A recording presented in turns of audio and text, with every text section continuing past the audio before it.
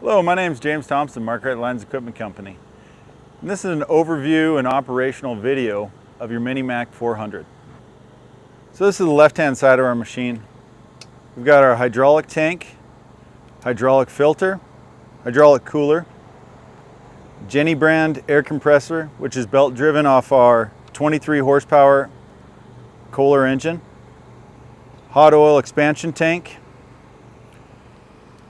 hot oil electric probe, hot oil analog gauge, material valve, blowdown valve, and our material output temperature probe.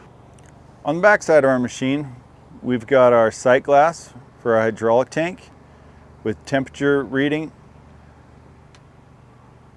rear strobe, battery box, circuit breakers, pressure gauge for air compressor reservoir, air compressor regulator, output for use of air tools, water separator, gauge and regulator for beads.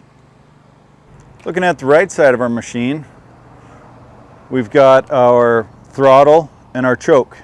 When starting the machine, you're going to have about half throttle, full choke. Once the engine starts to catch, go zero choke and try it again. The machine should start right up. We've got a drink holder, or for spray cans, WD-40, our control box, console, hydraulic gauges. The bottom gauge is for our silver pump, which is our transmission pump. Top gauge is for our variable displacement pump. Foot throttle, forward and reverse, tilt your foot forward or tilt it back for forward and reverse.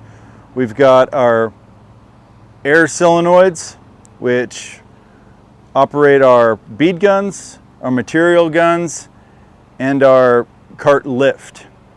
We've also got our bead tank split. It can be used for front beads or rear beads. Our bead tank is split up into two chambers, our single drop and our double drop. The divider can be removed if you want to use it for single drop only. Our beaters are going to turn on both unless you turn off this quarter turn valve. Our bead guns are adjustable with this set screw. You can raise and lower, and then with this bolt you can tilt the beater. On our material packing, if you see material start to move past the packing, you'll want to slightly turn this nut to the right just to tighten it up a little bit more. You really don't want to over tighten it, just maybe 10 foot-pounds, and that's only if you start to see material come up past the packing. Usually a little WD-40 keeps everything free and clear of material. Looking at our MST14 skip timer, we've got our start-stop switch, our bead switch, which is auto function, off, and test. And we've got our solid and skip switch. In the middle is off. These are 1 through 4, and on a quad gun, you've got 4 cylinders. So you're turning on a 4-inch gun, 2-inch gun, 2-inch gun, another 4-inch gun. Looking at our menu screens, we've got our main screen. Coming down from that, we've got our patterns. We've got pattern 1, pattern 2, pattern 3. Those can all be changed, our stripes and our cycle. We've got our extend of our beads, and we've got our offset our beads. You can look in the section of your manual 4-2. Coming over to our quick setup screen, we can refer to manual area 4-3.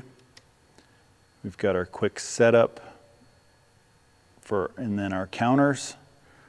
Looking at the counter channels, you can look at our gun channels, say what our stripes and cycle, our totals are. And that can be referred to in 4-4.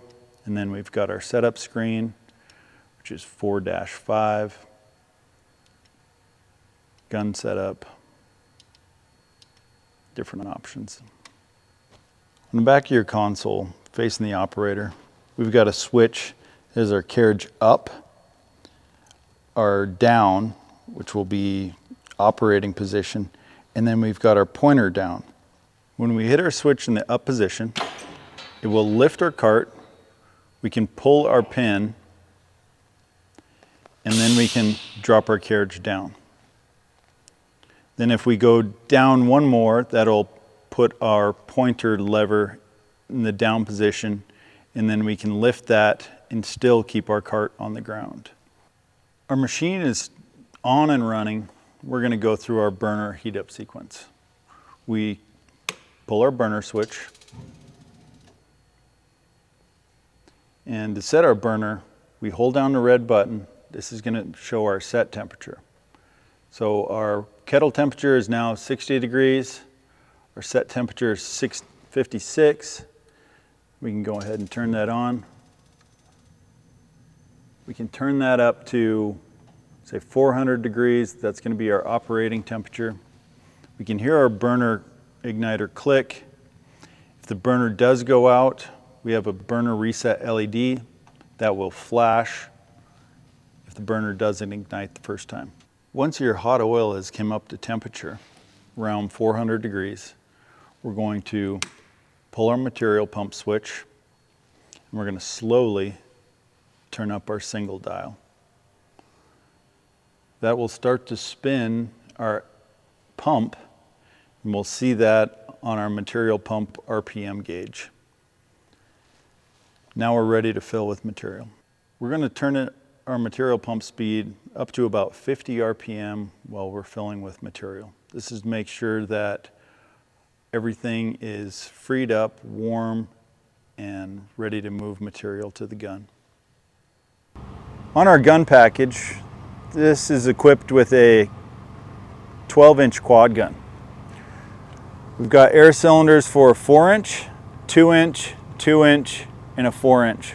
So you can do 4-inch with this on, with both of these two on, 6-inch, these three, 8, all 4 is a 12. These are our bead guns, and they can be moved lower, higher with the set screw and tilted with this screw. We also have our laser. This is equipped with a cat eye or a dot, and then we have our manual pointer. This is a startup procedure and heat up sequence. First, we're going to pull our master switch. Master switch has to be on before you start the engine. About half throttle. We're going to go full choke. Starts to catch.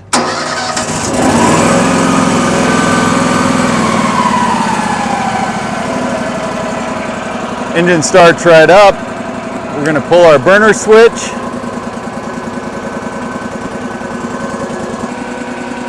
We've pulled our burner switch.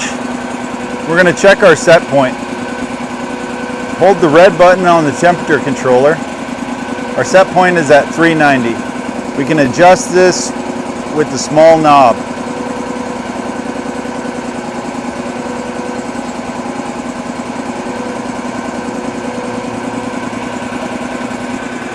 When we pull our burner switch, our hot oil pump turns on. Now we're going to wait for our hot oil to come up to temperature. We can check our gauge on the console. It says furnace oil temp, and then we'll check our analog gauge on the side of the melter. Our hot oil is up to temp. We pull our material pump switch. We turn up our single to about 100 RPM, and our impeller is moving freely. Now we're ready to fill with material.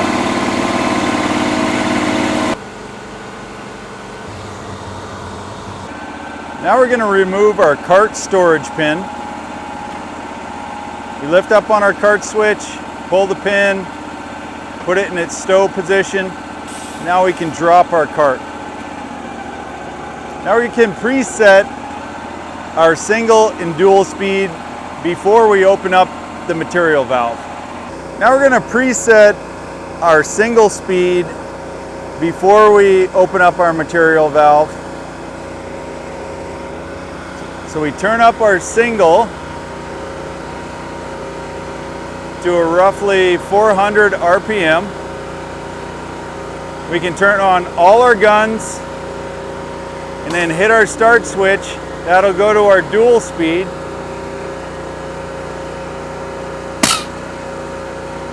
Now we're ready to purge.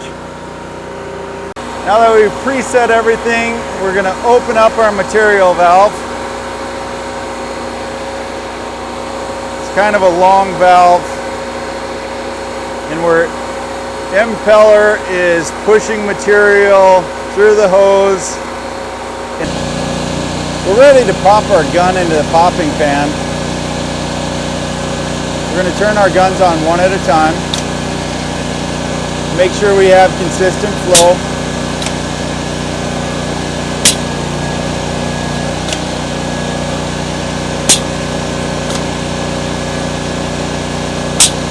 Now we're ready to strike. Now we can drop our cart. We're lined up. We drop our pointer bar. We're ready to stripe. We're going to use a 4-inch outside gun. We start moving before we open our gun.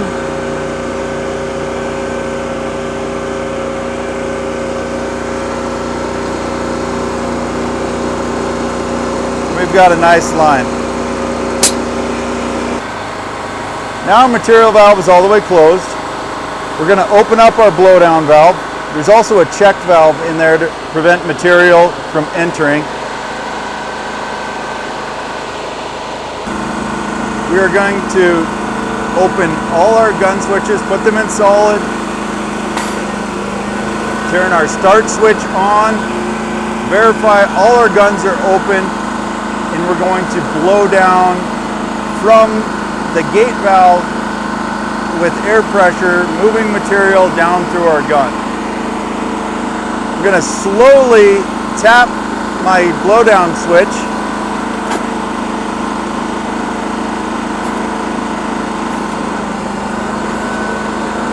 This is something you really need to be careful with.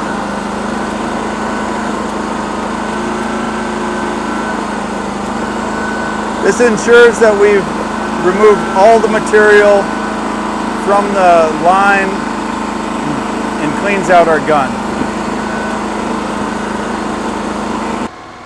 We're going to put our pin back in our carriage, and we're going to drop it, and that's our stow position.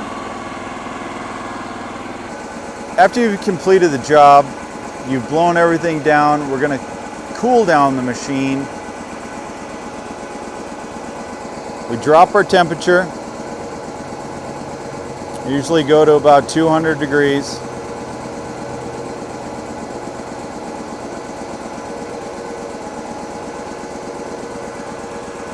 We leave our burner on, because that keeps our hot oil pump running, helps everything get cooled down.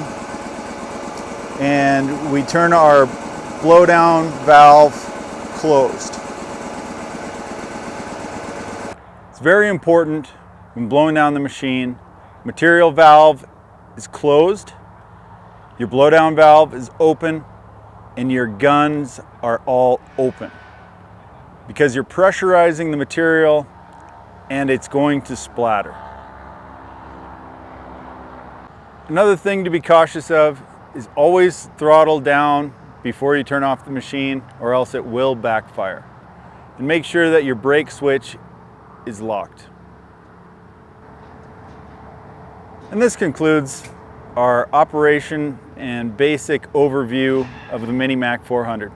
Thank you.